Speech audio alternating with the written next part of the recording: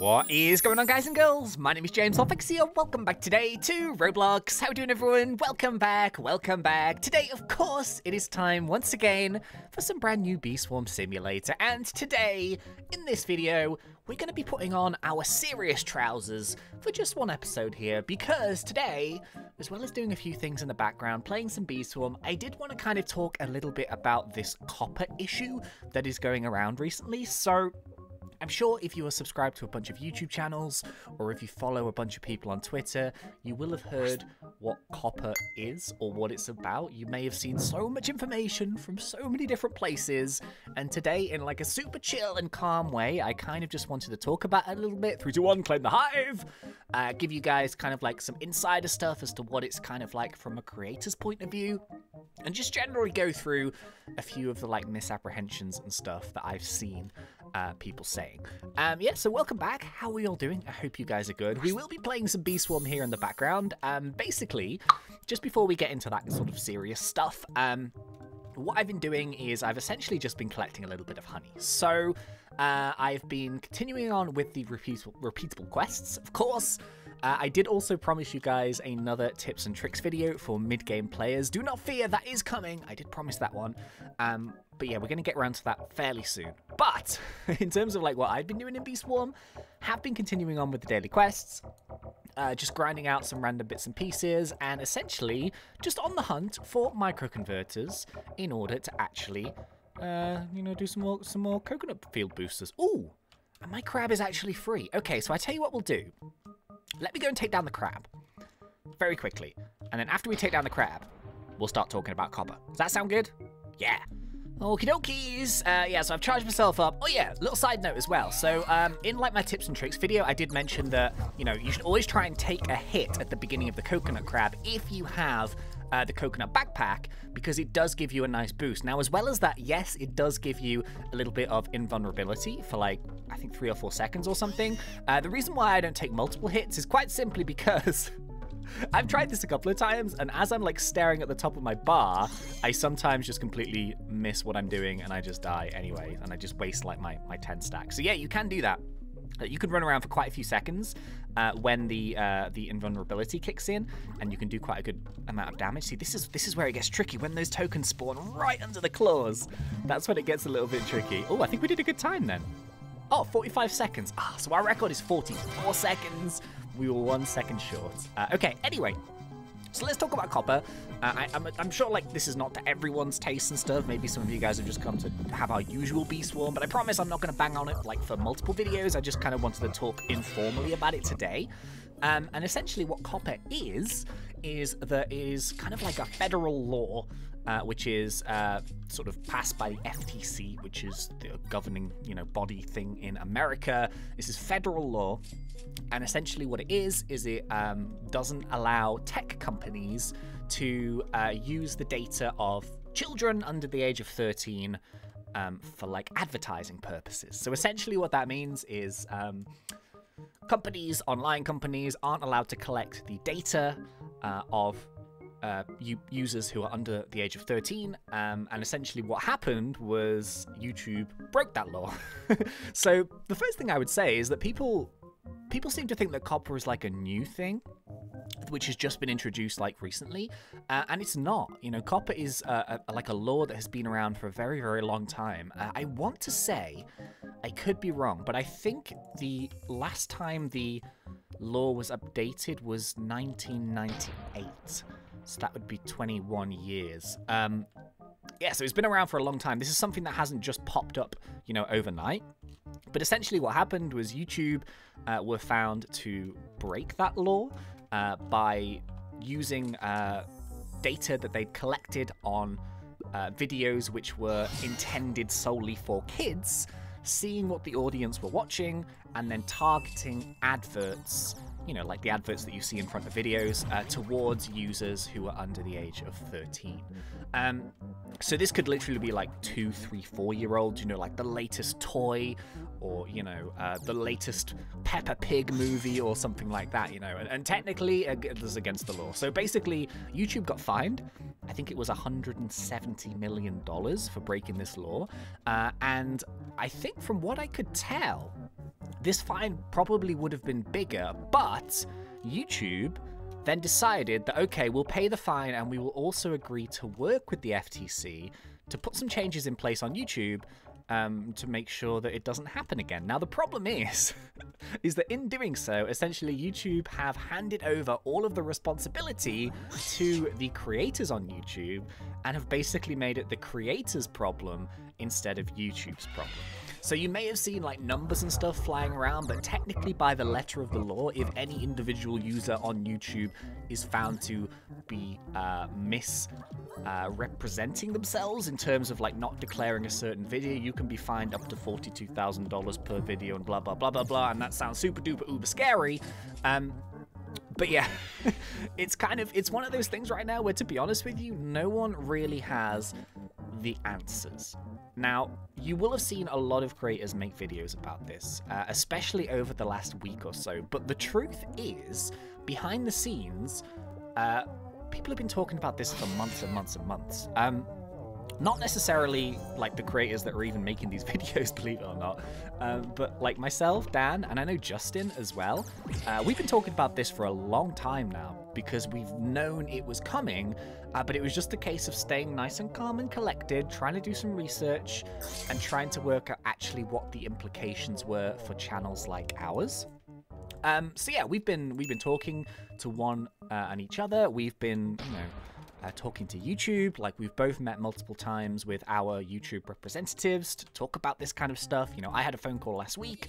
I've got another phone call this week, just to discuss, some random bits and pieces, ask some questions. I know Dan is actually talking with one of the commissioners of the FTC on the 9th of December, which is very, very cool. And yeah, my point being is that this is something that hasn't just popped up overnight. This is something that has been going on in the background for a while. And I think the first thing which I would say, very, very important, everyone just needs to stay nice and calm and chill. The thing is, this is what annoys me, right?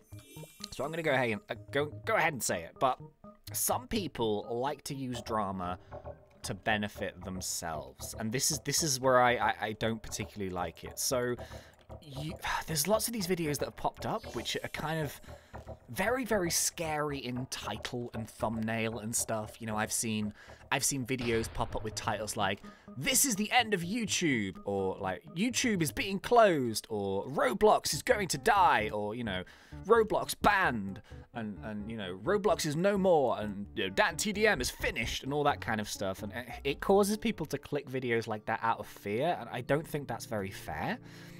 So I think it's great that creators want to talk to their audience about this, because I feel this is important. You guys are viewers of YouTube. You're supporting, not just myself, but other creators.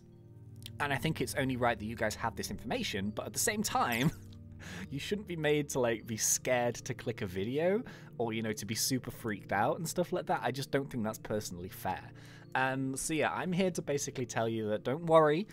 All of the creators are looking into this behind the scenes. We're trying to work out what is the right thing to do. We're trying to work out what kind of impact that might have on our channel. And here's kind of what I think so far. Now, if you actually read the wording of the COPPA guidelines and stuff like that, this is where a lot of people have a problem about it, and this is why there are still lots of calls flying around, and this is also why a lot of YouTubers are super duper confused. It's because the wording is essentially, if your video is made solely for kids, then it has to be declared as that. Now, where this is an easy example would be something, the best example I can think of right now is if you take the Baby Shark video.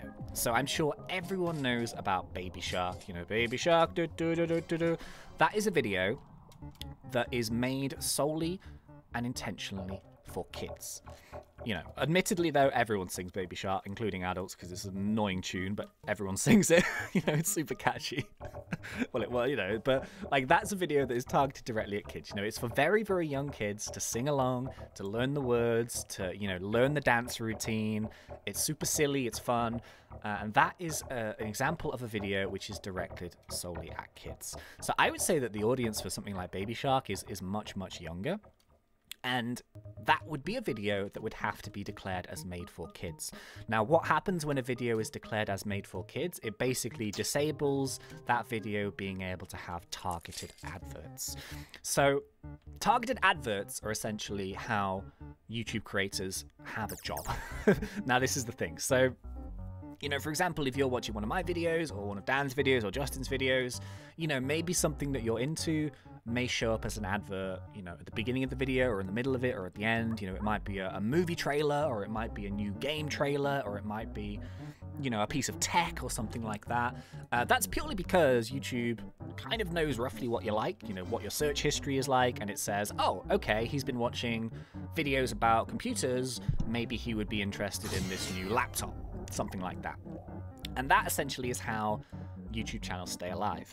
Now, as soon as you declare your video as made solely for kids, those targeted adverts will no longer show up, and the payment rate, I guess, for those adverts goes down an awful lot, because advertisers want their products to be shown to people who actually might buy them. So essentially, if it's a non-targeted advert, it could be anything, but likely it's going to be a much cheaper form of advert, which means that the payment rate is much, much lower, and the amount of revenue that YouTube channels earn from those types of videos goes really, really, really, really down. So here's the thing, like, this is what's scary. Like, you know, there are plenty of channels out there who have millions and billions of views, and, you know, they're multimillionaires and all that stuff, and that's great. But where it concerns me is that there's a huge amount of channels, myself included, who, you know, we do this because we love this and we're very lucky, but we aren't like multimillionaires. You know what I mean? So that's where it gets slightly worrying. Now, the problem is that personally, I don't think my content is aimed directly at kids. So, you know, there is a big difference between something like this, where we're just talking and chatting and you know, this, that, and the other, compared to something like Baby Shark, for example.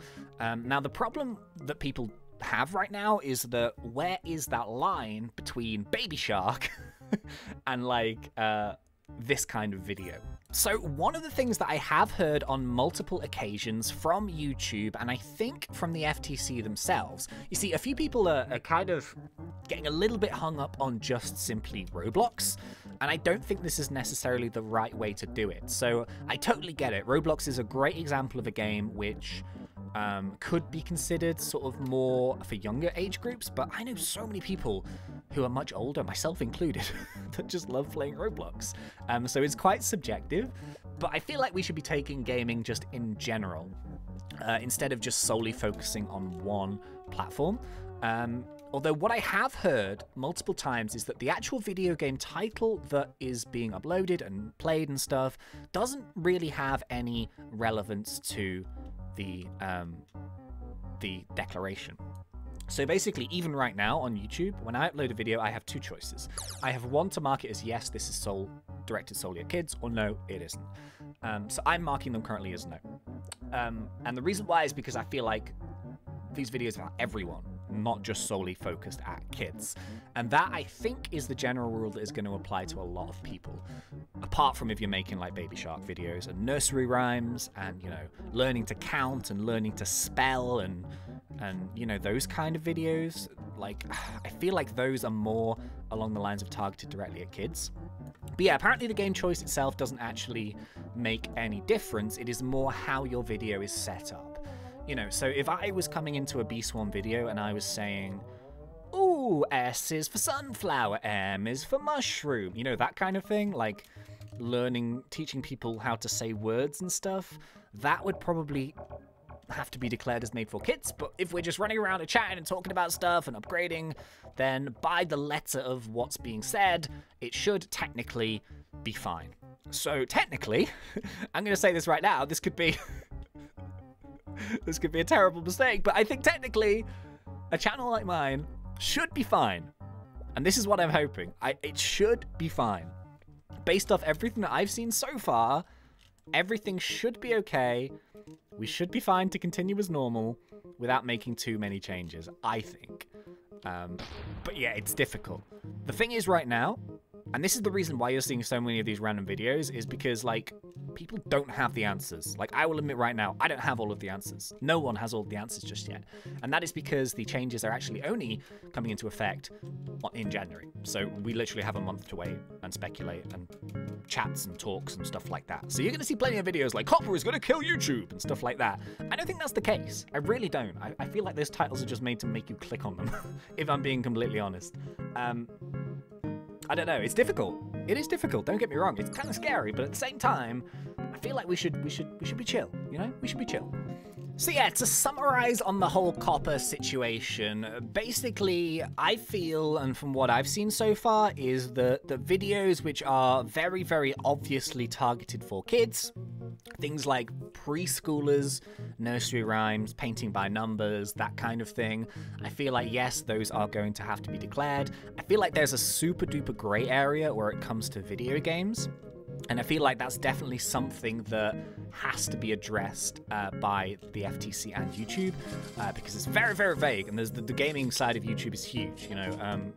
And that's the thing. Like, I should point out as well that the creator hasn't actually done anything wrong. Like, just in case you're kind of wondering, like, we have zero control on what kind of advertisements and stuff play in front of our videos. Like, we have no control about what products they are, what companies they are, that kind of thing. It's YouTube, really. And essentially, YouTube are now pushing the responsibility onto the creator to avoid a great big massive fine again. Which, I mean, it's classic YouTube. What do you expect? You know, YouTube, I feel like every month YouTube has another drama. But although I would say this is probably the most serious drama, because there's a lot of channels that could potentially be affected by this. But essentially, we have to just wait until January. It's probably going to be a rocky few months, because there's going to be like a claiming system and a disputing system, and certain videos may get flagged up by the YouTube algorithm, other videos might not. And yeah, I guess we're going to have to take it from there. But I would kind of say that, you know, don't worry, all of the creators who this may affect definitely know about it. We are looking into it. We're talking, and you know, we're trying to figure out the best way forward. But yeah, the one thing that I would say, as I kind of mentioned again, please don't be too scared or anything. Oh, like, you know, it's not going to be the end of YouTube. It's not going to be the end of Roblox. I don't even think it's going to be the end of the majority of YouTube channels. There might be a couple that might get struck by this, but you know, they will still have adverts and stuff. It's just going to be a bit different. YouTube need to develop their kids app a lot better, I think. Maybe creators will move over to the kids app. Like, I don't show up on the kids app, in case you're wondering, so that's probably good news. Maybe I'm deemed too mature for the kids app.